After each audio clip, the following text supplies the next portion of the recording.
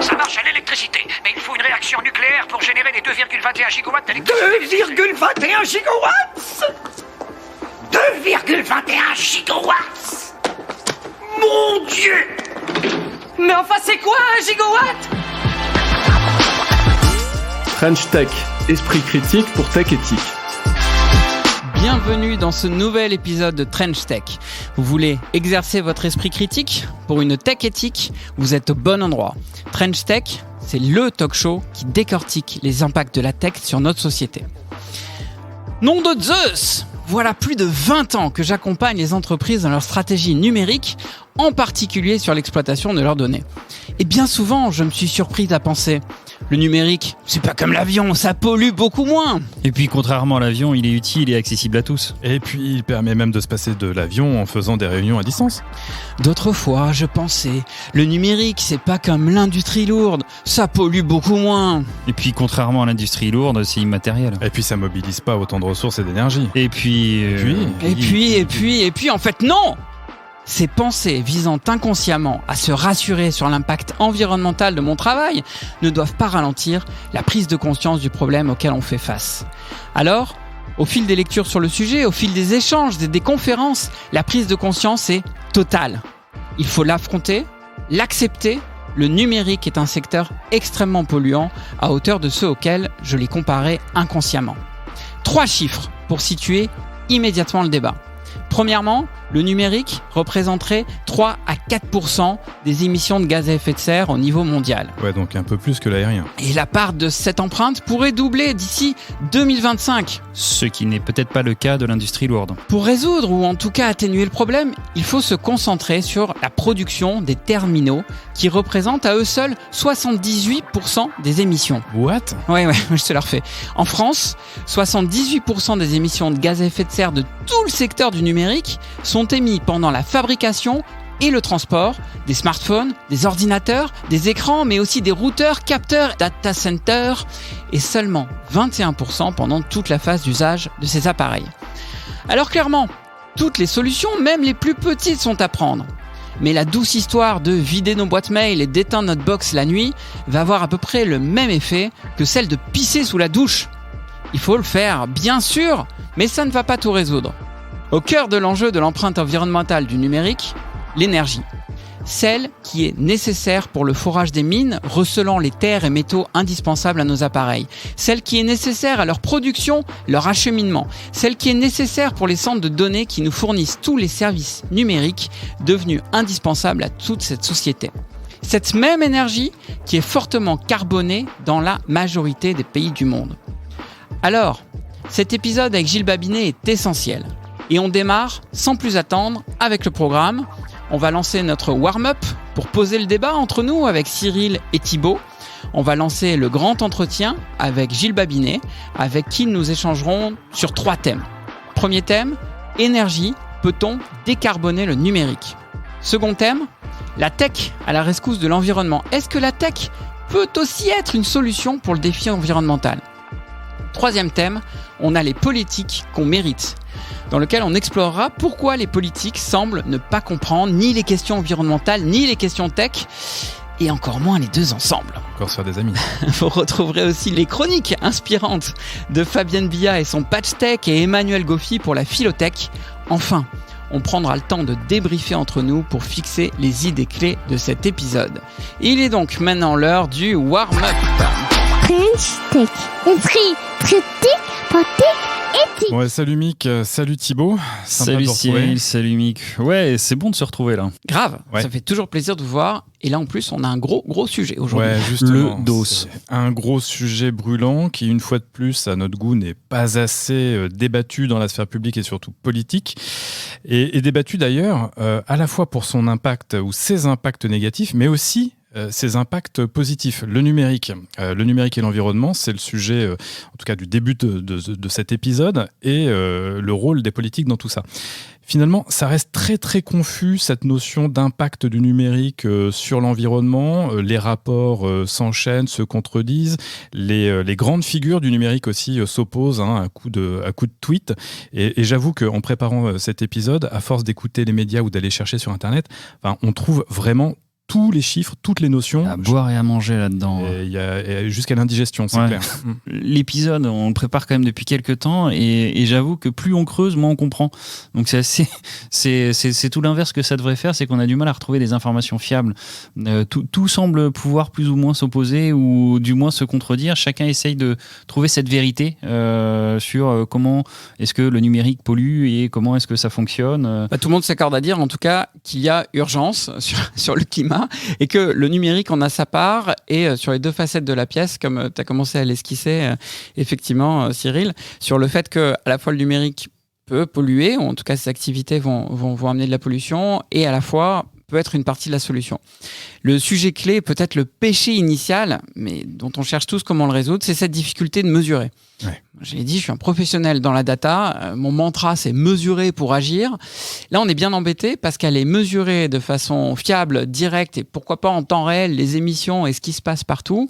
Eh ben, ça n'est juste pas possible, en tout cas pas à l'heure qu'il est. Du coup, c'est peut-être bien ça le péché initial qui amène des sources aussi discordantes. D'ailleurs, discordantes, bien sûr. Oui, merci monsieur. D'ailleurs, précisons, il y a souvent des mesures qui sont exprimées en tonnes ou gigatonnes, équivalent CO2. On reviendra sur ces notions, on va revenir évidemment sur ces chiffres, sur la fiabilité. Thibaut, tu parlais de fiabilité. Tu dis, on ne sait pas quelle source est véritablement fiable. Déjà, il faudrait qu'on sache comment on fait pour savoir ce qui est fiable ou ce qui ne l'est pas. Alors, on va se référer à des grands titres, c'est le principe même de croiser l'information, etc. On va se référer à des grands noms, c'est d'ailleurs pour ça qu'on a Gilles Babinet avec nous aujourd'hui. Mais ouais, c'est quand même extrêmement compliqué. Au fond, ce qui se cache, et on va l'aborder tout de suite dans la première séquence qui va suivre, ce sont nos usages. Alors déjà, on va distinguer tout ce qui relève de la production, la construction, l'industrie en quelque sorte tangible, matérielle, et puis les usages qui vont nous amener à utiliser énormément de data, de bandes passantes, etc. Et on va se rendre compte qu'on va avoir quelques surprises, malgré tout. Est-ce qu'émettre du CO2 pour aller regarder des petits chats sur Internet en vaut vraiment le coup, quoi? Ouais, mais ça, c'est la question qui revient justement très souvent, qui est un petit peu caricaturale, et j'ai très elle envie n'est pas si d'entendre- caricaturale, puisqu'elle a été donnée par Barbara Pompili et Agnès Punier-Renacher sur le fait qu'il faut arrêter d'envoyer des petits mails rigolos. Alors ça, on en parlera en fin d'interview, mais les Ouais, on politiques, reviendra. qu'est-ce qui se passe là? Il y a Ouais. des craquages total sur le sujet. Je pense qu'ils font comme tout le monde, ils lisent les médias, et donc du coup, ils racontent des conneries. On n'est pas forcément sur les bons du coup. Pas toujours sur les bons en tout cas, c'est sûr. Avant de terminer ce warm-up, moi je voudrais juste aussi poser un dernier point, c'est qu'on parle énormément d'émissions de gaz à effet de serre, et on va en parler beaucoup dans cet épisode. L'impact sur l'environnement, ça n'est pas que ça, bien évidemment, il y a aussi un impact sur le vivant, et je voudrais... C'est probablement très anecdotique par rapport, par rapport au gaz à effet de serre, mais juste un exemple de dommage collatéral lié à nos usages du numérique.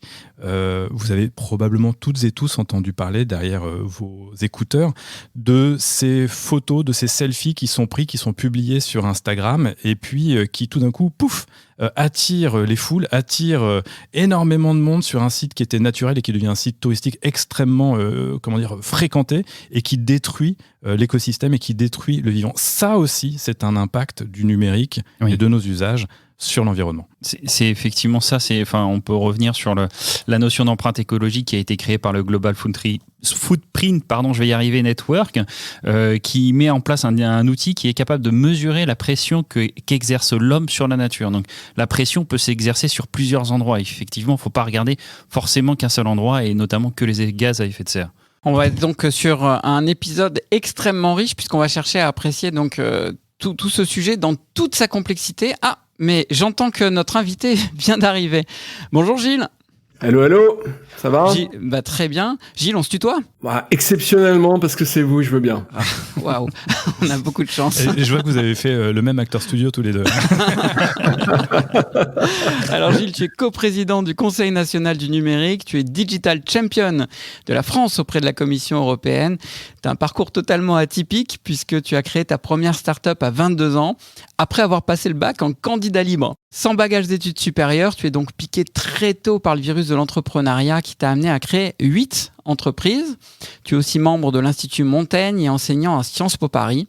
Enfin, tu as écrit 4 ouvrages, dont le dernier Refondre les politiques publiques avec le numérique, qui est sorti en novembre 2020 aux éditions Duno. En plus du numérique, tu t'impliques fortement sur les sujets environnementaux avec une conviction forte sur l'importance du nucléaire. Tu as cofondé Isotope Energy, le premier fournisseur d'énergie d'origine 100% nucléaire, et tu es administrateur de l'association Voices of Nuclear. Est-ce que tout est juste ? C'est incroyable. À ceci près qu'on a mis Isotope en veille parce que les conditions de marché ne permettent pas de lancer cet opérateur nucléaire. Tout le reste est parfaitement juste. Bon bah génial. On va alors pouvoir lancer notre grand entretien avec un premier thème, énergie, comment décarboner le numérique. French Tech, esprit critique pour Tech Éthique. Dans cette première séquence, nous allons attaquer directement sur le sujet qui fâche, ou plutôt qui doit éveiller notre esprit critique. Énergie, décarboner le numérique. Le numérique est régulièrement pointé du doigt pour son impact sur l'environnement. Je suis allé sur le site Nos Gestes Climat pour réaliser le test de mon empreinte carbone. Bon, si j'ai des progrès à faire et qu'effectivement le numérique est bien présent, il fait partie d'une sous-partie d'un ensemble. Il est très loin en plus d'être ma première source de consommation de gaz à effet de serre. Alors, pour toi, quelle est vraiment cette situation ?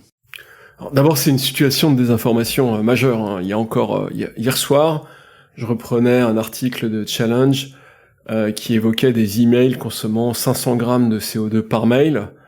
Manifestement, c'est une erreur de copier-coller qui a fait qu'ils ont abouti à ça.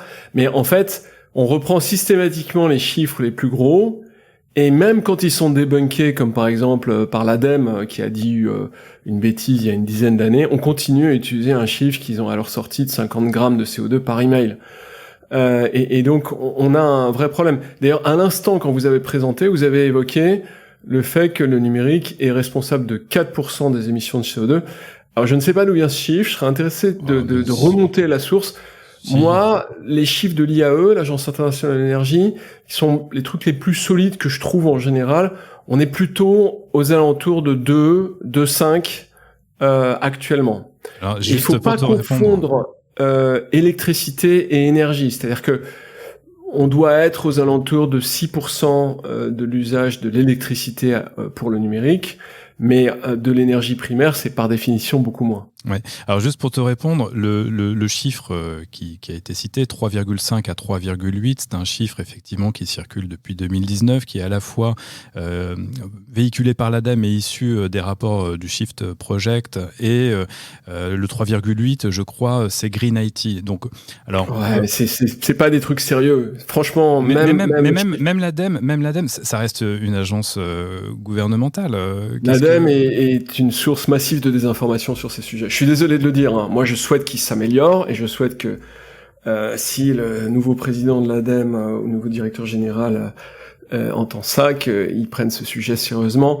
Moi, pratiquement systématiquement, quand je lis quelque chose sur le sujet venant de chez eux, il y a à reprendre. C'est dommage parce que c'est une belle agence et ils ont. C'est surtout un problème parce que c'est une agence qui est une émanation du gouvernement. Donc si même là, en fait, on peut pas se fier à cette source, à quelle source doit-on se fier pour avoir le chiffre officiel des émissions de gaz à effet de serre ? C'est un problème énorme. Il n'y a pas de chou. Le problème du numérique, c'est qu'il est partout. C'est très transversal. Et donc, au-delà de ça, ça fait beaucoup appel au scope 3, c'est-à-dire que les produits sont fabriqués en Asie du Sud-Est, qu'on a beaucoup de difficultés à faire un assessment complet des émissions de carbone qui sont intégrées dans ces produits, parce que un microprocesseur, pour être produit, les sous-parties du microprocesseur vont faire plusieurs centaines de milliers de kilomètres. On parle généralement de 2 à 300 000 kilomètres. Ça veut dire que ça va sortir d'une mine en RDC, ça va avoir un premier niveau de transformation en Russie, ça va repartir dans un pré-transformateur par exemple en France, ça va devenir une forme de pré-galette, ça va aller en Chine, ça va être transformé une première fois, ça va aller en Corée, ça va retourner être encapsulé dans une entreprise à Taïwan, de Taïwan ça va aller en Chine, de Chine ça va être shippé sur un PCB, le PCB il va aller au Vietnam, ça va être mis dans un produit, le produit il va partir dans un centre de pré-stockage qui se trouve en Allemagne, de l'Allemagne ça va partir en France et ça va être commercialisé. Voilà, ça ce que je vous ai dit c'est la réalité de ce qui se passe. Et je parle pas de chacune des sous-parties qui connaît une vie différente. On a beaucoup de mal à définir précisément ce qui se passe là-dedans. Donc en général ce qu'on prend c'est l'énergie primaire consommée d'un pays, la part de PIB de l'industrie de création des microprocesseurs, et puis on dit en fait il y a tant de part de PIB, donc il y a tant de pourcentage dedans. C'est extrêmement grossier, ça ne reflète pas tous ces échanges que je viens d'évoquer, et donc il y a des différences qui sont importantes. Ceux qui font les travaux les plus aboutis à cet égard, me semble-t-il, c'est l'Agence internationale de l'énergie. Alors justement, voilà, ça c'est intéressant de savoir, toi, quelle source tu nous conseilles. Je reviens juste simplement sur 2 définitions, parce que tu nous parles d'énergie primaire, peut-être que c'est pas trivial pour tout le monde. L'énergie primaire, c'est l'énergie qui est disponible dans la nature avant transformation, c'est par exemple l'énergie mécanique d'une chute d'eau ou l'énergie solaire, etc. Et l'énergie finale, c'est l'énergie qui est livrée chez toi, sous forme de gaz, de fioul, de bois, etc. Et donc il y a la transformation et l'acheminement. Ce dont on parle, c'est plus ce que vous parlez, c'est plus de l'énergie fatale. Mais ok, admettons que ce soit ça. Donc effectivement, il y a l'énergie primaire, il y a du pétrole. C'est souvent d'ailleurs la référence qu'on a, c'est la quantité de gaz et de pétrole qui est utilisée. On convertit directement ça en CO2 et on s'évite de faire un bottom-up très compliqué, quoi. On fait comme ça et ça fonctionne à peu près, mais il y a quand même des gros deltas. Au-delà des chiffres, parce que effectivement les sources sont très divergentes, tout le monde s'accorde quand même à dire que il y a un problème de réchauffement climatique. Je pense que personne ne le dira ici autour de la table que c'est un problème majeur et que l'ensemble des secteurs doit fournir les efforts qu'il peut fournir. Ouais. Alors du côté du numérique, finalement, alors je sais pas si c'est 2, si c'est 3 ou 5%, peu importe à la limite, mais voilà, quels sont les efforts à fournir, sur quoi doit porter la priorité si on doit réduire l'empreinte du numérique, si le numérique doit apporter aussi son lot d'efforts?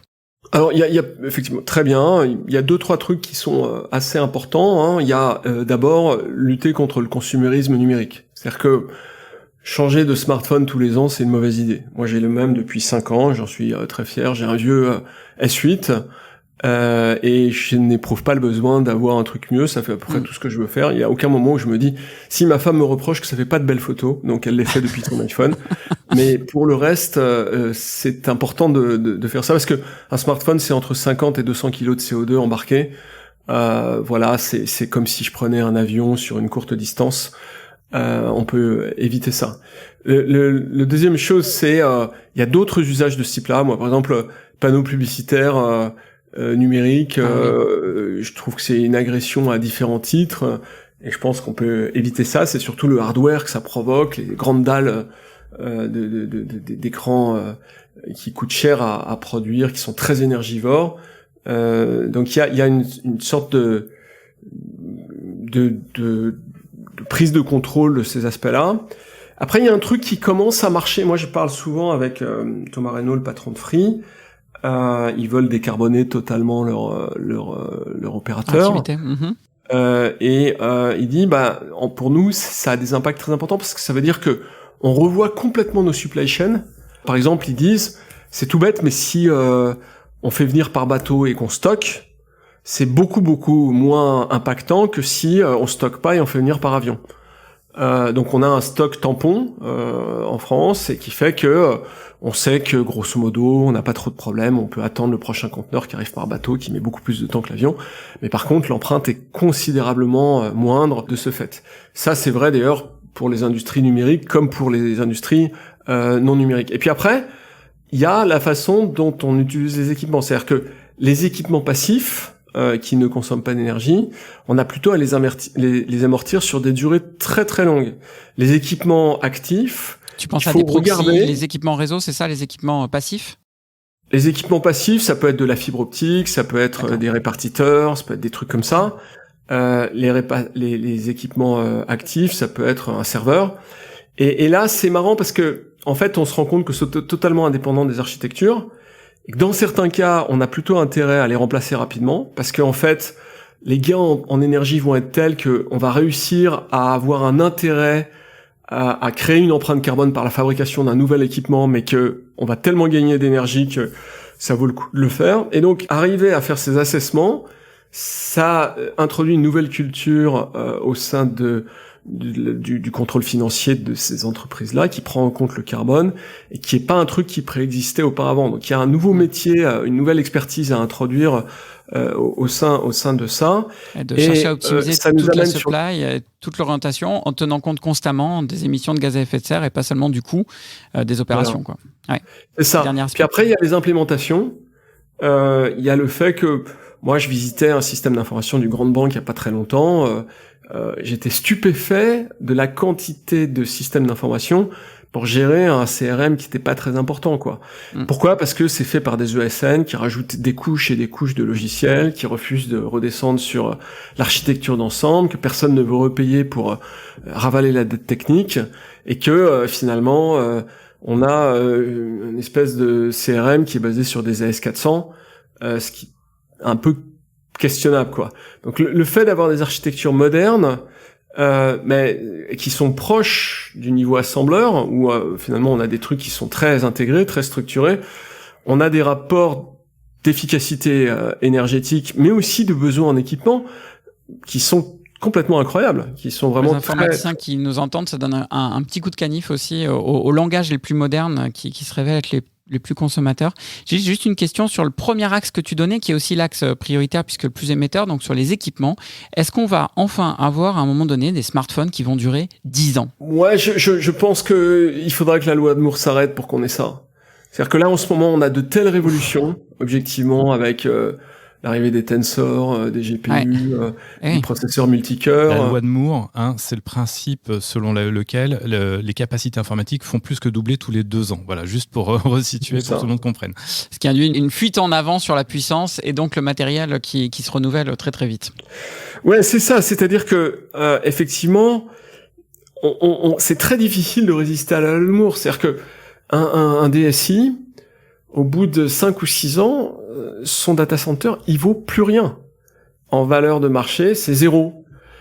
Jusqu'à présent, le paramètre énergétique, que ce soit énergie primaire lors de la fabrication ou énergie d'usage quand on exploite ces appareils, on n'en tenait pas tellement compte, le paramètre CO2. Donc maintenant, en rentrant ça dedans, je pense que ça va probablement avoir une incidence sur les architectures, sur l'amortissement, sur la limitation des couches, justement.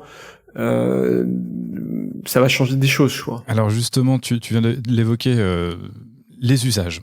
Parce que là, on a beaucoup parlé. Alors, ok, c'est la majorité des gaz à effet de serre émis, c'est la production de tous les devices, qu'ils soient passifs, actifs, etc.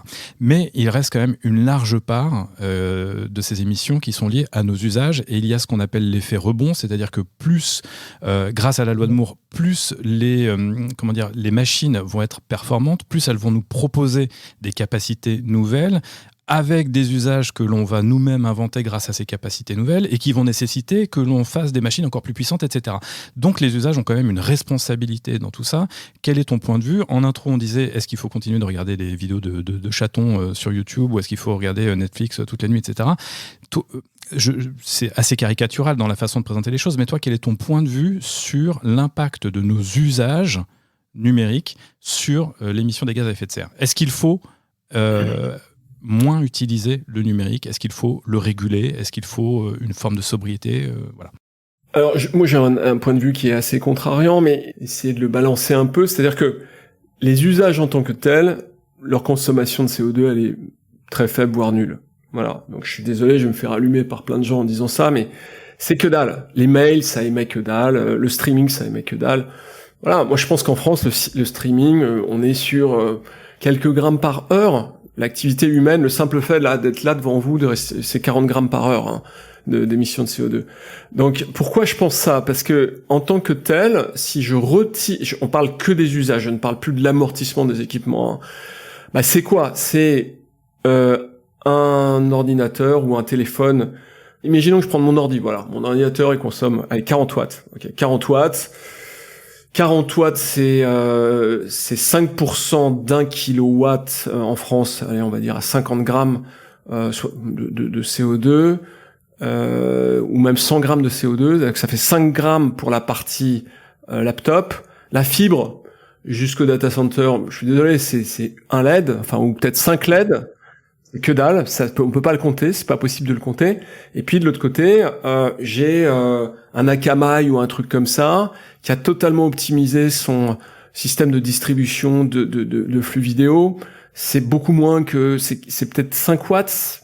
Il faudrait le diviser, hein, mais quand on regarde, donc c'est que dalle, c'est juste que dalle. Il faut vraiment se concentrer sur les trois axes que tu nous as donnés et à commencer par celui des équipements finalement. On peut télécharger de la data comme des maboules en streaming sur nos smartphones toute la journée, toute la nuit, c'est pas grave. Le score carbone, du coup, imposé aux opérateurs de téléphonie mobile, bullshit pour toi. Il vaut mieux le mettre éventuellement sur les fabricants de téléphones. Parce que maintenant que j'ai dit ça, il faut quand même acheter des deux côtés un ordinateur et de l'autre côté le serveur, quoi.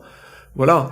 Là maintenant, ça y est, tout le monde est à peu près passé à l'usage de la vidéo, donc on n'est pas simultanément en train de regarder 5 vidéos. Donc on va arriver à un moment où on aura une forme de saturation des usages possibles, avec modulo le fait qu'il y a de l'IoT qui arrive en plus de tout ça et que c'est plus forcément l'interface homme-machine, mais on va arriver à un moment où quand même, bon voilà. On va dire, il y aura, 50 kilos d'équipement numérique par personne. Et puis ce taux-là, il aura plutôt tendance à régresser, je pense, à terme. Voilà. Donc, et ça, moi, dans les scénarios que je vois, on est tout le temps sur des courbes linéaires. Ça tient pas compte de la loi de Moore, ça tient pas compte des architectures. Et on prend un trait, on le tire, en n'y connaissant absolument rien, en comprenant pas ce qu'il y a derrière, et on dit n'importe quoi. Effectivement, on voit que c'est un sujet qui est super large et sur lequel il est difficile de trancher et qu'effectivement tous les effets systémiques qui sont autour doivent être pris en considération avant de lancer un chiffre un peu à la volée. On voit que le sujet, il y a encore beaucoup de choses à dire. Merci beaucoup Gilles pour cette mise en bouche, on va dire, sur ce thème ô combien important. Et il est l'heure maintenant de passer à la chronique de Fabienne Billard avec le Patch Tech. Le Patch Tech. Alors pour nous, chez Trench Tech, l'esprit critique, c'est important.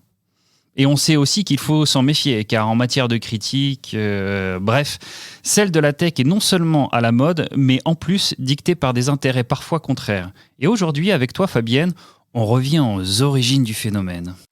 En 1990, les débuts d'Internet. Et en 1997, le premier réseau social que tout le monde a oublié, 6degrees.com.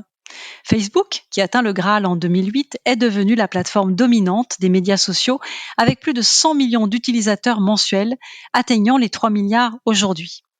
À l'origine, ces plateformes étaient relativement inoffensives et permettaient aux internautes de créer des pages sur lesquelles publier des photos, des informations familiales et au fil du temps, un partage de détails plus intimes pour se mettre en scène. Or, il est aujourd'hui clair que notre naïveté a été prise au piège et fait le jeu du mépris du bien commun et de toute régulation. Les intérêts des plateformes commerciaux, somme toute légitimes, passant bien au-delà. Tu évoquais la graine plantée par 6degrees.com et en effet, comment la machine s'est-elle emballée ? L'amorce s'est faite par la publicité. Au fil de sa croissance, Google a pu évaluer le contenu d'une page et la manière dont les utilisateurs interagissent avec elle. Cette publicité par ciblage de centres d'intérêt générait en 2004 un chiffre d'affaires quotidien de 1 million de dollars, chiffre qui a été multiplié par plus de 25 en 2010. Porté par l'abondance des données récoltées à grande échelle, dans l'objectif de produire des annonces en ligne les plus pertinentes. Alors, la deuxième étape, c'est la détection de nos engagements par les likes de tel contenu, les clics sur telle ou telle publicité, pour opérer la prédiction des comportements. Car servir les besoins réels des consommateurs a moins de valeur et moins lucratif pour ces entreprises que vendre des prédictions sur nos agissements en ligne. Ah, je te vois arriver. Là, tu vas nous parler du grand concept de capitalisme de surveillance. Ah, tu m'as vu arriver, et oui. Alors, je vais vous parler de Shoshana Zuboff, universitaire et sociologue américaine qui est venue théoriser le concept de capitalisme de surveillance. Par le visionnage des documentaires américains comme Hold Up sur nos data ou Derrière nos écrans de fumée, dans lesquels les plateformes dévoilent les dessous de leur design, nous avons été informés puis convaincus que c'était le cas. Selon ces documentaires, l'expérience humaine est utilisée à des fins économiques. Mais ensuite, cette influence peut potentiellement se transformer en un contrôle sur nos choix politiques, comme nous l'avons découvert par exemple avec l'affaire Cambridge Analytica. Les allégations de Shoshana Zuboff convergent sur ces réflexions et invitent à une prise de conscience collective en arguant que 2 milliards de personnes auront des pensées qu'elles n'avaient pas l'intention d'avoir. Toutes ces assertions nous régalent de science-fiction dystopique, mais pour certaines, il y a très peu de preuves. De son côté, le sociologue Sébastien Broche, lui, reproche à Shoshana Zuboff de ne jamais évaluer les faits qui vont à l'encontre de ses déclarations et qu'elle s'en tient à des préconisations générales en matière de lutte contre la surveillance, en oubliant d'inscrire ce capitalisme dans une histoire plus large. Quant à Tristan Harris, qui témoigne aussi dans le fameux documentaire Derrière nos écrans de fumée, il rallie cette prise de parole alarmante en affirmant que les concepteurs de médias sociaux peuvent aller jusqu'à nous forcer à avoir des pensées indésirables. Rappelons que Tristan Harris est titulaire d'un diplôme en informatique de Stanford et a travaillé chez Google, mais il n'a aucune formation en sciences humaines et sciences sociales de la technologie, ce qui aurait pu lui apporter une prise de recul appréciable. Ses thèses sont d'ailleurs contestées. Mais alors, quel crédit donner aux informations auxquelles nous sommes exposés ? Est-ce que le prestige du producteur de l'information peut être gage de fiabilité ? Prenons un exemple moins virtuel mais parlant. En 2017, le cabinet McKinsey affirmait que 60% des professions auraient un tiers de leurs activités automatisées par l'intelligence artificielle d'ici 2030, contraignant entre 400 et 800 millions de travailleurs à chercher un autre emploi. McKinsey vend des services de conseil aux entreprises.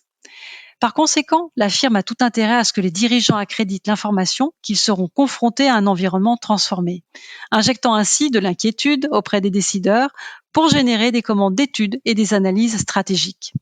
D'ailleurs, en quête d'éléments de preuve de ces chiffres de 2017, je trouve ceci. Toujours selon McKinsey, mais en juin 2020, soit 3 ans plus tard, environ 22% des emplois en Europe pourraient être automatisés d'ici 2030. Leur prédiction de taux d'automatisation des emplois est passée de 60% à 22%.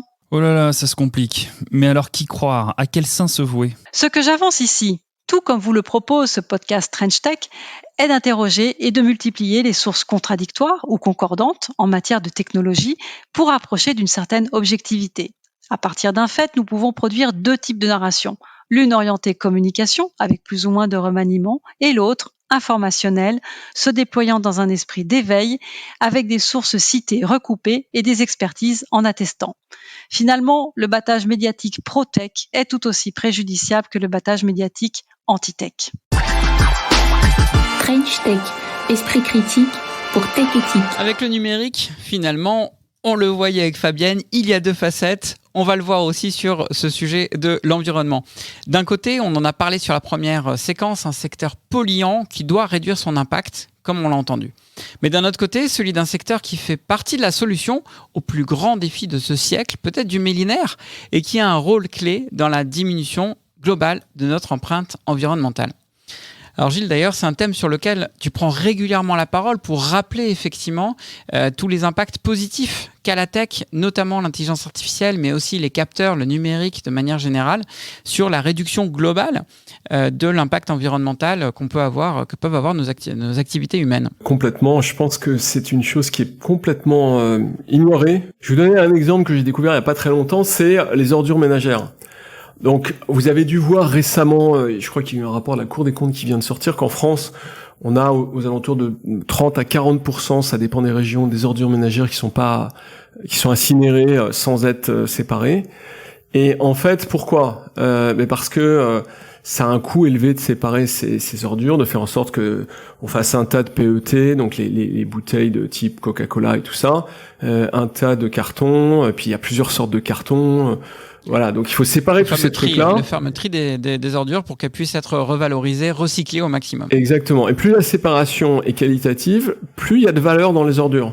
Ce qui commence à se passer, c'est qu'il y a des machines industrielles, c'est pas du tout des prototypes ou des trucs comme les voitures volantes et tout ça, qui sont capables de faire cette séparation à base de deep learning et de robots, en fait, tout simplement.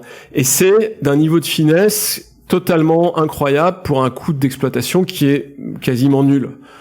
Donc nous, on a aux alentours de 25-28 millions de tonnes de déchets. Donc il y a 10 millions de tonnes de CO2 potentiellement à gagner avec cette technologie de séparation des déchets.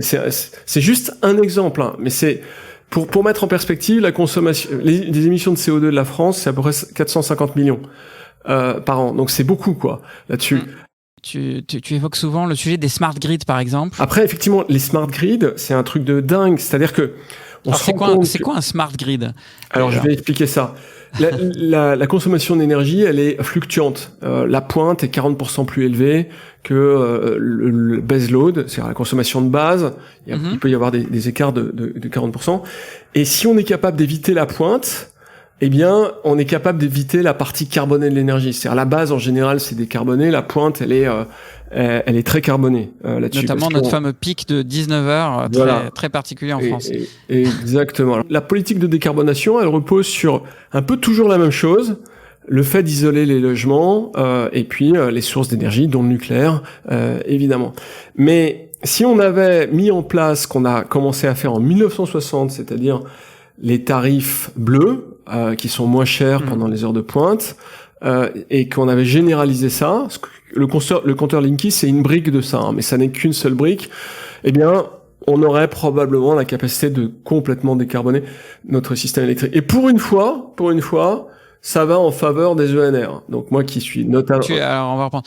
On liste tous les pics, parce que du coup la production française est surtout faite à partir de nucléaire qui n'est pas carboné, mais quand il y a des pics, le nucléaire ne suffit plus, donc on est obligé de faire appel à d'autres énergies, notamment aller prendre de l'électricité faite par du charbon en Allemagne par exemple. Donc l'idée c'est qu'il faut lisser les pics pour jamais faire appel à ces énergies-là, et donc utiliser des smart grids, donc des systèmes intelligents, c'est ça, sur tout le réseau électrique, ouais, pour c'est permettre ça. d'éviter ces pics. En fait, ça va très loin. C'est-à-dire que le truc le plus connu, c'est couper les ballons d'eau chaude pendant 1 heure. Personne ne le voit passer puisque ils ont une rémanence très longue là-dessus. Mais là, je lisais un papier sur le fait que les systèmes électriques dans les métros, ils essayaient de faire en sorte que tous les métros ne partent pas en même temps. Et donc, où ils installent des espèces de gros condensateurs pour faire en sorte que le démarrage du métro effondre pas le réseau. Donc il y a plein d'astuces comme ça qui peuvent être créées dans les systèmes industriels un peu partout et faire en sorte que l'énergie qui se stocke très difficilement, on l'utilise plus quand elle est là, notamment les ENR qui sont ce qu'on appelle intermittentes, qu'on peut pas piloter. Énergie non renouvelable, hein, donc c'est le voilà, solaire, et l'éolien, ouais. Exactement. Et donc le potentiel des smart grids est assez important. Mais il y a d'autres domaines. Je donne un autre domaine qui, moi, m'intéresse beaucoup, c'est celui de l'agriculture. Donc l'agriculture, c'est non seulement un émetteur de gaz de carbone, mais aussi de gaz à effet de serre, au sens large. Les nitrates, tous ces trucs-là, c'est compliqué. Ça émet aussi, donc, ouais.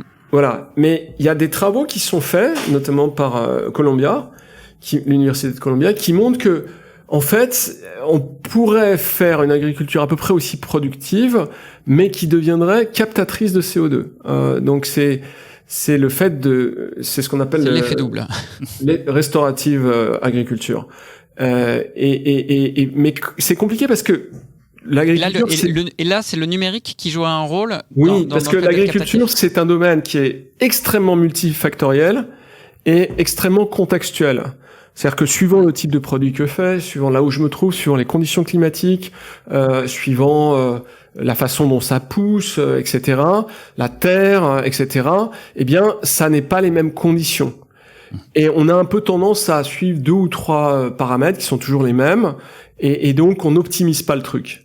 Et si on rentre un prix carbone là-dedans, si on dit voilà, en fait, si je fais de l'érosion, ou que je crée j'émets du carbone, ou si au contraire je capte du carbone, eh bien j'ai en plus de la valeur de mes produits la possibilité d'avoir un coût ou un bénéfice. Eh bien on se rend compte que on arrive à faire ça. Mais pour réussir à faire ça, il faut suivre de très nombreux paramètres. On considère qu'en agriculture il y a entre 100 et 150 paramètres à suivre, là où on n'en suit que 6 ou 7. C'est uniquement des machine learning qui sont capables de traiter des environnements multifactoriels aussi complexes. Donc récolter beaucoup de data sur le terrain et l'exploiter avec de l'IA. Je voulais juste rappeler que l'essentiel des big tech se sont positionnés sur le sujet de l'agriculture sans qu'on le sache forcément, et notamment aussi Facebook, en tout cas à travers la fondation Facebook, et avec une autre façon d'utiliser l'agriculture, ou en tout cas le vivant, pour capter du CO2 à travers justement CRISPR-Cas9, vous savez, cet outil qui permet, cette espèce de ciseau virtuel qui permet de découper l'ADN pour modifier génétiquement les plantes, qui seraient déjà parmi les plus captatrice de CO2. Voilà, juste une parenthèse pour voir aussi quand même que les gens de la tech se mettent là-dedans, et pas forcément que dans le machine learning et l'économie des capteurs, etc., mais aussi. En tout cas, c'est un vaste sujet très intéressant. Et pour compléter, je te rends la parole. Pour compléter ce que tu dis, c'est qu'effectivement, Microsoft est en train de racheter toutes les terres agricoles aux États-Unis de manière assez massive. L'analyse, elle est quand même, elle est que c'est un système qui est important et qui est, en fait, il y a une révolution qui est en train de se faire et qui n'est pas du tout appliquée. Et donc voilà, ils se mettent dans une perspective de long terme et ils se disent, on va pouvoir augmenter la productivité, 2, on va pouvoir capter le carbone en introduisant ces technologies, et donc il y a un intérêt à aller dedans. Thibaut. Il y a une question qui est aussi importante lorsqu'on parle de la tech et de l'écologie, c'est est-ce que les initiatives Tech for Green sont suffisantes pour compenser l'augmentation des émissions amenée par l'augmentation exponentielle des usages ? Non, aujourd'hui non. C'est-à-dire que aujourd'hui, il y a une croissance nette des émissions de CO2 issues du numérique. Mais pour une raison simple, c'est que c'est free meal. C'est-à-dire que on n'a jamais demandé à personne de se restreindre pour des considérations environnementales. Et quand je vais acheter un smartphone, une télé qui fait 92 pouces de diagonale, il n'y a pas marqué, vous allez payer X de CO2 parce que on a émis ça pour le faire. Voilà. Mais c'est pour ça que moi je suis très en faveur que y ait une taxe carbone. Pour 2 raisons. D'abord parce que j'ai une sensibilité environnementale, mais aussi parce que je pense que c'est extrêmement bon pour notre pays. Notre pays a une intensité CO2 qui est 3 fois, voire 4 fois inférieure à celle de la Chine par unité de PIB produite. Donc ça participe au reshoring, au rapatriement du PIB industriel. On n'en a pas parlé d'ailleurs, mais c'est assez intéressant d'observer que là, depuis 5-6 ans, il y a une réindustrialisation qui est nette en Europe, et plus forte encore en France, et pour 3 facteurs essentiellement. Le premier, c'est que les supply chains ne sont pas résilientes, elles cassent quand il y a du Covid en Chine, et ça crée d'énormes problèmes, comme par exemple ce qui se passe actuellement pour les constructeurs automobiles avec les chipsets. Le deuxième, c'est que tout le monde se dit, ils vont nous mettre un coût carbone un jour sur les produits, et il faut qu'on soit sur une source qui est décarbonée. Et le troisième, c'est que c'est une industrie qui n'est plus manufacturière. C'est-à-dire qu'auparavant, on allait en Chine parce que on avait des petites mains qui produisaient pour pas cher. Là, ce sont des robots qui sont en train de supplanter, et donc l'industrie n'est plus manufacturière. Et de fait, l'avantage chinois se transforme en désavantage. Et ça, les 3 facteurs sont des facteurs qui sont liés au numérique. Les supply chains, elles sont pas numérique intégrées. Et à l'énergie.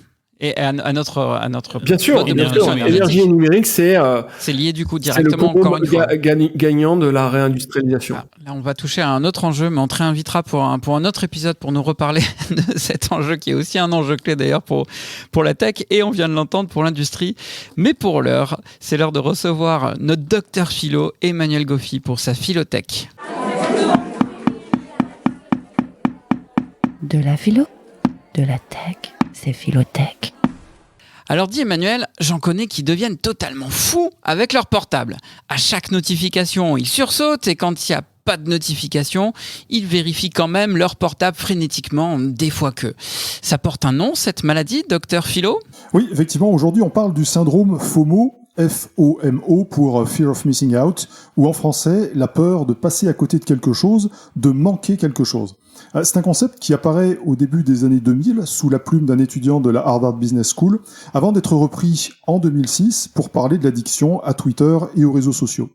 C'est en 2013 que Cybulski, Murayama, Dehaene et Gladwell en fait le définissent, ce syndrome, comme, je les cite, une crainte omniprésente que les autres puissent vivre des expériences gratifiantes desquelles je serai absent. Fin de citation. Et il lie ce syndrome au désir d'être continuellement connecté avec ce que les autres font. Ce qui est intéressant, c'est que leur réflexion, elle s'appuie sur la théorie d'autodétermination de Richard Ryan et Edward Deci, qui affirme que pour s'accomplir, l'être humain doit satisfaire 3 besoins fondamentaux qui sont l'autonomie, la compétence et les relations sociales. Attends, je suis quasi un petit peu déçu. Finalement, est-ce que tout ça a vraiment quelque chose à voir avec de la philosophie ? Eh bien, en fait, si. Si on regarde de plus près, on trouve des notions très philosophiques dans les besoins identifiés par Deci et Ryan. L'autonomie, par exemple, renvoie à notre capacité à penser par nous-mêmes, à nous autodéterminer, à la volition kantienne ou au doute métaphysique de Descartes. La compétence est quant à elle liée au savoir, à la connaissance théorique et pratique. Enfin, les relations sociales, elles, convoquent l'interactionnisme, l'intersubjectivisme ou encore Aristote qui, dans la politique, nous dit que l'homme est un être sociable, un animal politique. Mais ce sur quoi je voudrais m'arrêter, c'est la question de la satisfaction de ces besoins, ou plus exactement, du désir perçu comme besoin. Car ce qui alimente le syndrome FOMO, c'est bien cette quête de satisfaction et de son corollaire qu'est le bien-être, ou encore le refus du mal-être provoqué par l'insatisfaction. Or, le bien-être, il passe par les interactions sociales, le sentiment d'appartenir à un groupe humain dont on doit connaître et adopter les règles et les pratiques pour éviter évidemment la souffrance due à l'ostracisation. Du coup, la FOMO, la Fear of Missing Out, la peur de rater quelque chose, nous renvoie profondément à nos réflexes liés au savoir, liés à la connaissance. Oui, exactement, et plus précisément à ce que, dans l'être et la joie, Spinoza appelle l'ouï-dire, à savoir une connaissance sans fondement, purement empirique. Une connaissance atrophiée, qu'on appelle aussi l'opinion, et que Socrate définit dans La République et le Ménon de Platon comme, je cite, la puissance qui nous permet de juger sur l'apparence.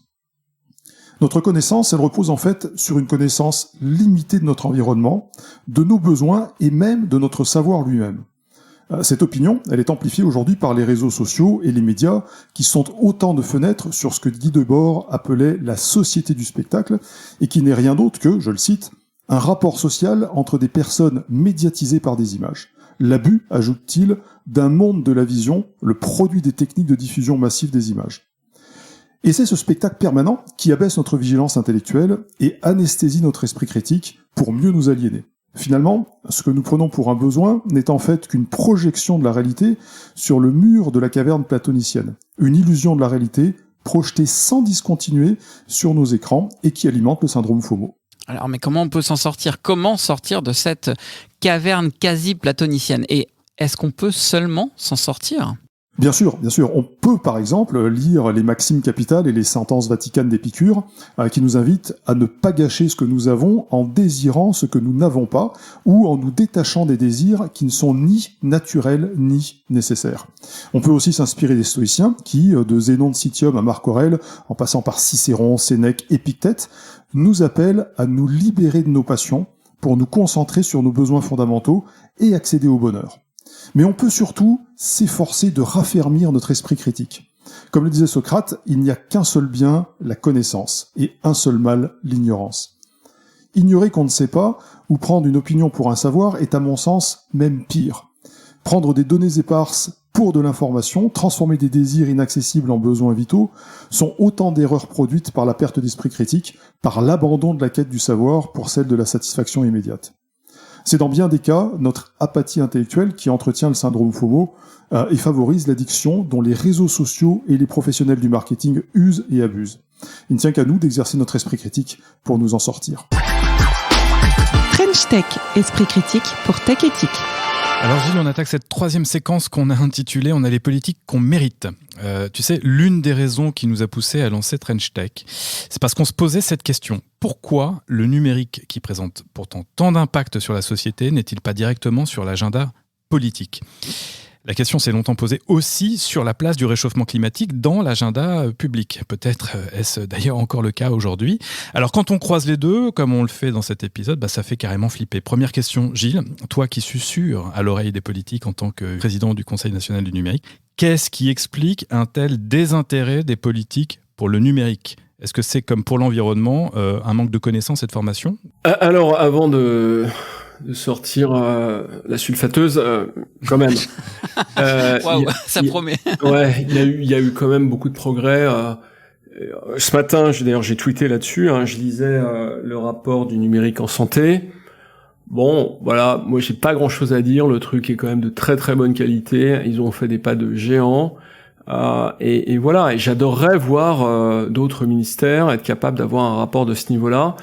Je pense qu'on a un système politique qui pousse à la professionnalisation de la vie politique et que, pour le coup, on a peu de gens qui viennent vraiment de l'ensemble des horizons de la société civile.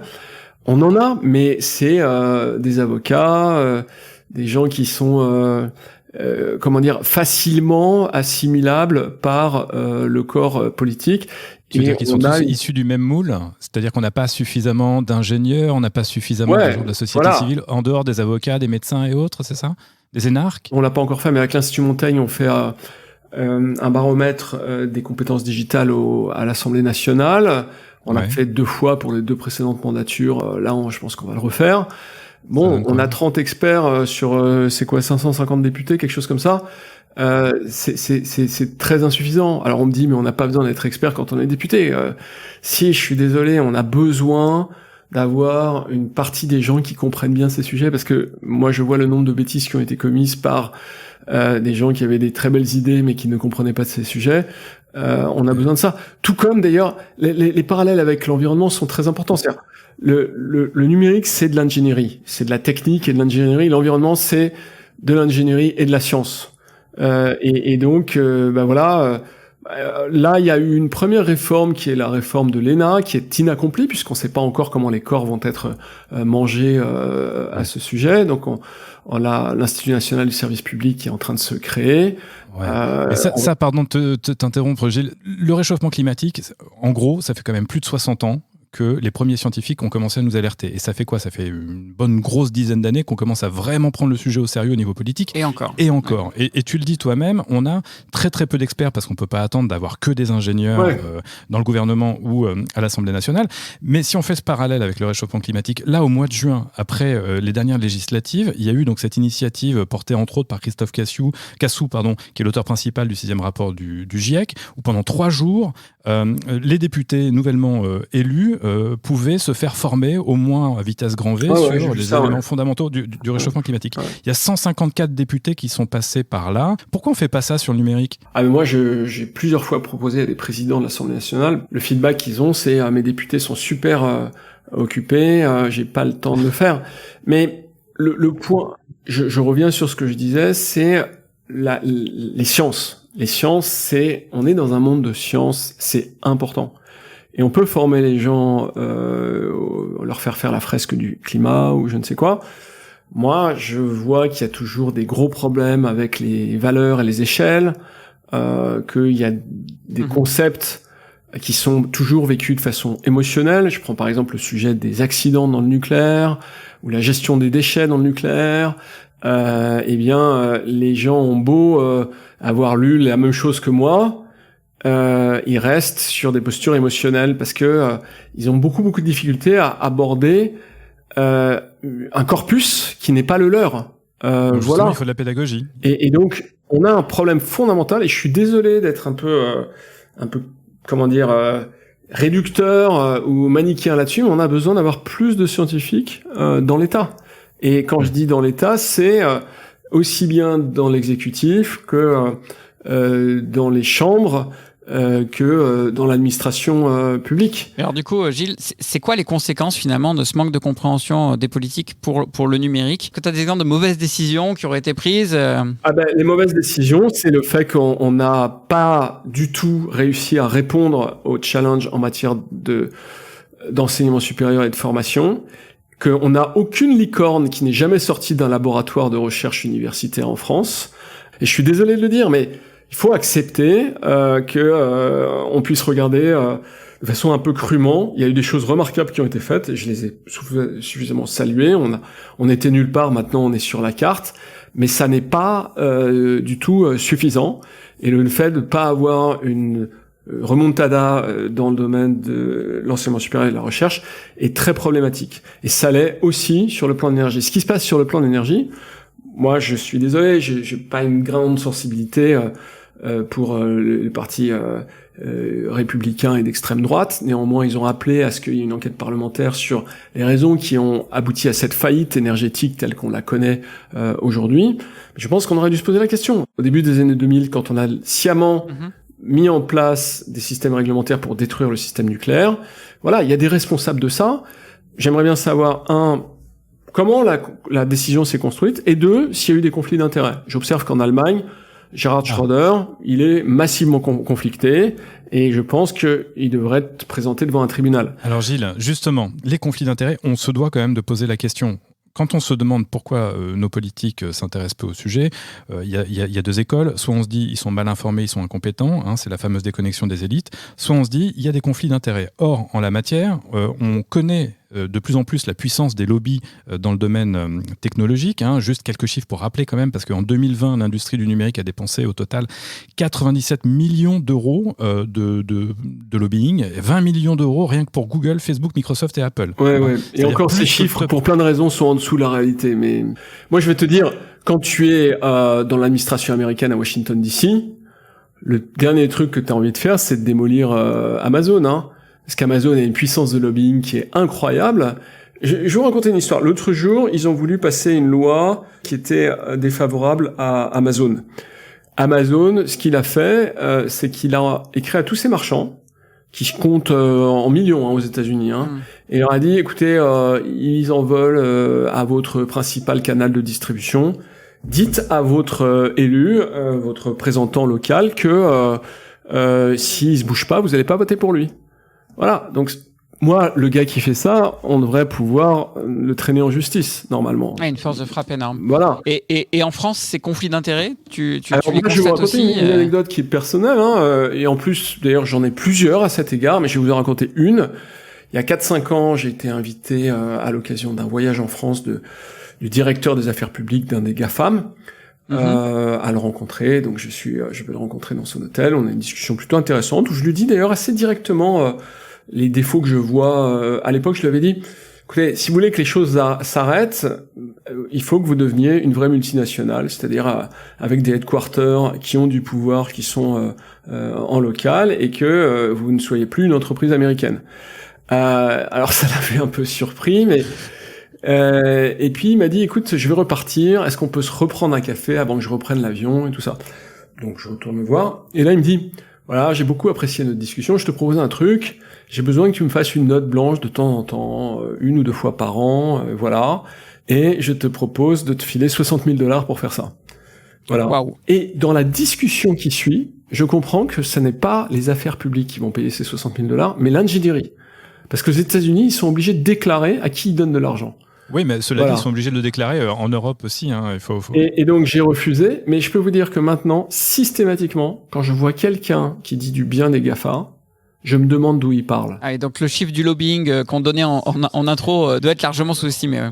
L'UE vient de nommer, là, il y a très récemment, un ambassadeur tech à San Francisco pour, je cite, assurer la promotion de la politique européenne dans le numérique. Gérard de Graaf, l'un des auteurs de texte de la loi DSA-DMA, donc sur tout ce qui est Digital Service Act et Digital Market Tech Act. Jusqu'ici, il était chargé de l'économie numérique à la Direction Générale Connect de la Commission européenne et s'occupait en outre des dossiers brûlants comme de lutter contre les lobbying des GAFAM. Donc alors, ça va faire quoi ça c'est finalement il y a quelqu'un qui était censé lutter contre et qui finalement va aller les rencontrer et devenir leur ambassadeur. Moi je suis très supportif de cette idée. C'est nécessaire, il faut leur parler.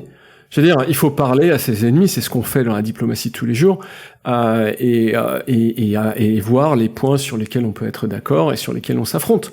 Donc moi j'ai aucun problème avec le fait qu'il y ait un ambassadeur.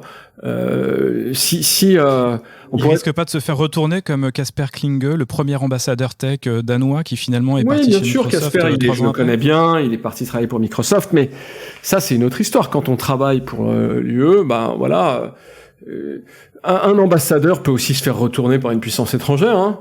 Je vois pas la différence. Il pourrait tout à fait se faire financer par les Russes, par je ne sais qui. Voilà. Non, c'est absolument nécessaire d'avoir ça. Moi, j'ai aucun problème, j'ai aucune réserve par rapport à ça. Ok, eh ben écoute, merci beaucoup, ça vient de sonner chez toi, c'est l'heure pour nous d'entamer le débrief. Merci Gilles de nous avoir accompagnés pendant ce podcast. À très bientôt j'espère. Merci à bientôt. Gilles. Merci Gilles, à bientôt. Au revoir. French Tech, Esprit critique pour Tech. C'est l'heure de notre débrief. Moi, ça m'a chamboulé. Moi, je vous le dis direct. Chamboulé carrément. Complètement. Qu'est-ce qui t'a chamboulé? Alors d'abord, moi, c'est les chiffres. Alors au début, à la fin, j'ai beaucoup aimé l'approche de Gilles sur cet acte-là, et où effectivement, comme on se l'est dit, il ne met pas. Enfin, il n'est pas contre justement les effets climatiques, mais il est plutôt à se poser des vraies questions, et l'idée est un peu ce qu'on fait dans Trench Tech, c'est d'aller vérifier et de creuser les sujets. Pour le coup, alors ça c'est vraiment un truc qui m'a marqué, et d'ailleurs je sais pas si vous avez fait gaffe, ça a fait un écho à notre philothèque d'Emmanuel Goffi, où effectivement Gilles, il vient nier certaines sources qu'on entend beaucoup, qui sont très répandues, de l'ADEME, du Shift Project, qui ont une attention médiatique énorme. Alors, on n'arrivera pas à trancher sur qui a raison dans les chiffres, malheureusement, sur cet épisode. Mais en tout cas, il vient réfuter ces chiffres, et en même temps, ça n'est absolument pas quelqu'un de climato-sceptique, ou qui dit il ne faut rien faire. Non, il pousse à l'action. Il nous a d'ailleurs donné des vraies pistes d'action.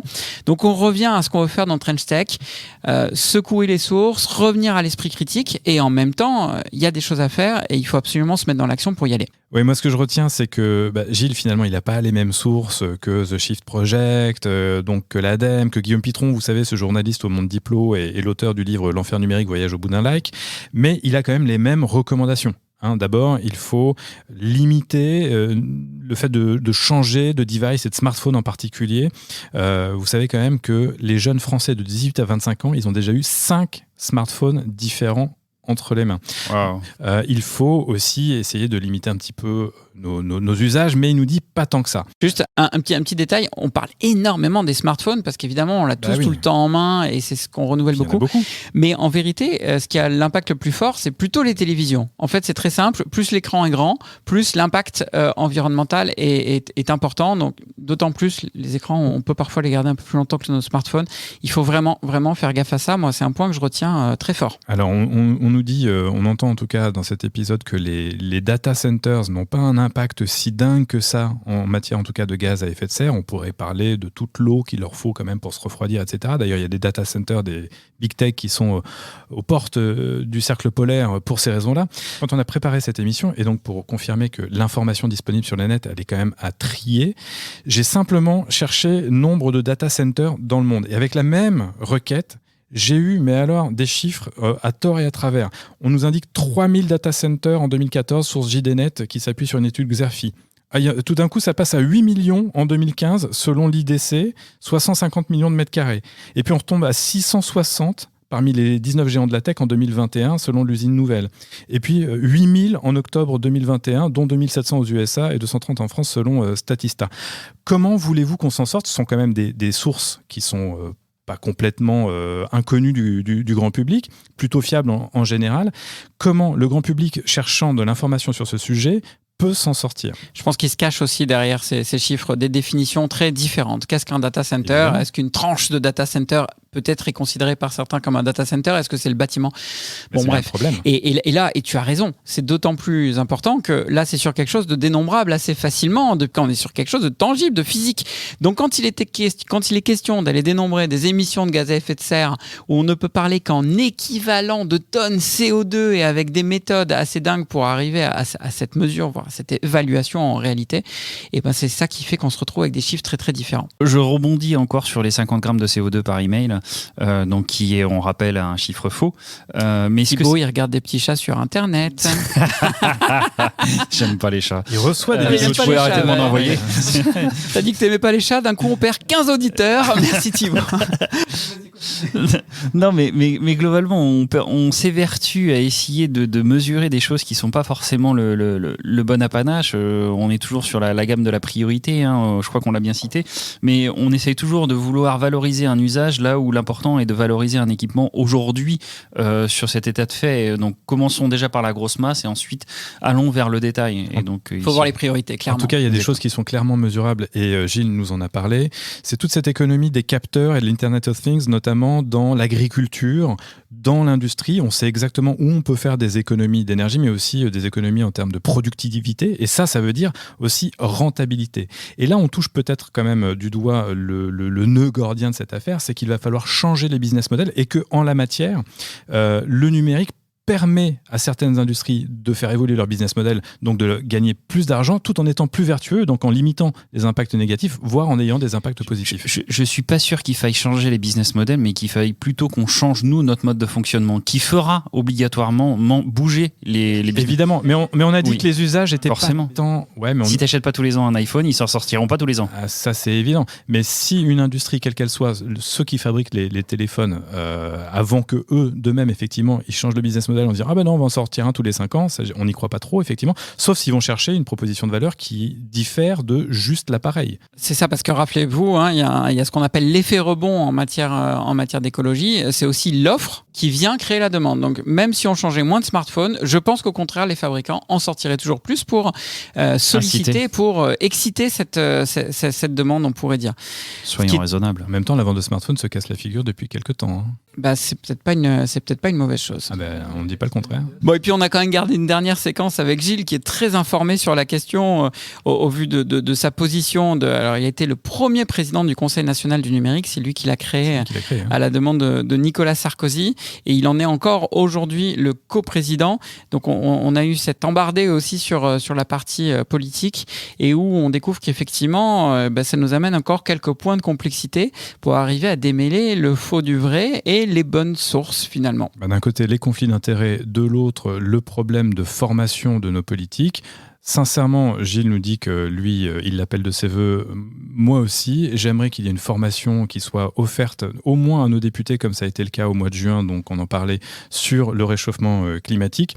Et pour tout à chacun, qu'on soit consommateur ou qu'on soit parent ou qu'on soit enseignant également, j'attire votre attention sur un certain nombre de sources qui peuvent être utiles, notamment de l'Institut du numérique responsable, qui a créé un MOOC numérique responsable qui est gratuit, une version courte de 30 minutes et une version plus complète de 4h30 sur academy-nr.org. Je bosse pas pour eux, j'ai aucun intérêt, mais sincèrement, je suis allé regarder, ça a l'air plutôt bien foutu. Et puis, il y a une association qui s'est créée il y a pas longtemps qui s'appelle la Maison de l'informatique responsable et qui propose des kits pédagogiques. Voilà, il faut... On peut aussi peut-être conseiller aux députés d'écouter Trench Tech. Je crois que c'est aussi une très très bonne source pour les faire réfléchir. J'espère qu'il y en a qui nous entendent. En tout cas, c'est pour ça qu'on a créé Trench Tech. Bon, messieurs, je crois qu'on arrive à la conclusion de cet épisode. C'était un vrai plaisir de le partager avec vous deux, Thibaut, Cyril. On se retrouve très vite. Ouais, avec grand plaisir.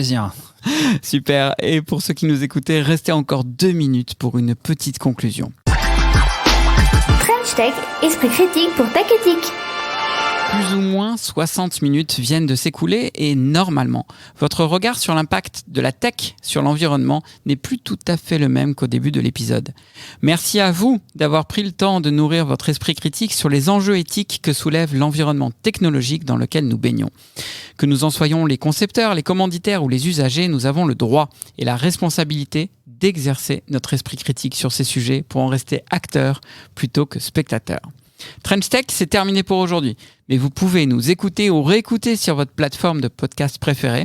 Alors profitez-en pour nous laisser un commentaire et nous mettre quelques étoiles. Ça fait toujours plaisir. Vous contribuerez comme cela à propager l'esprit critique pour une tech éthique. Car, comme le disait Albert Einstein, le progrès technique est comme une hache qu'on aurait mise dans les mains d'un psychopathe. Ça vaut le coup d'y réfléchir ?